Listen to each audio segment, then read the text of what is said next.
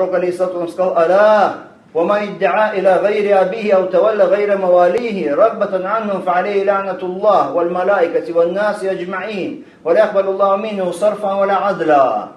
Поистине тот, кто относит себя не к своему отцу, то есть говорит: «Я сын такого-то», причисляя себя не к своему отцу, а к кому-то другому, не к своему роду, или говорит, что он вольноотпущенник тех людей, которые не являются теми, кто дал ему волю, да, если это раб, отвращаясь от них, отвращается от своего рода, отвращается от тех людей, которые дали ему свободу, что будет этому человеку? Который причисляет себя не к своему роду, не к своему отцу, فَعَلَيْهِ لَعْنَةُ اللَّهِ وَالْمَلَائِكَةِ وَالنَّاسِ أَجْمَعِينَ. На нем проклятие Аллаха и ангелов всех, и всех людей.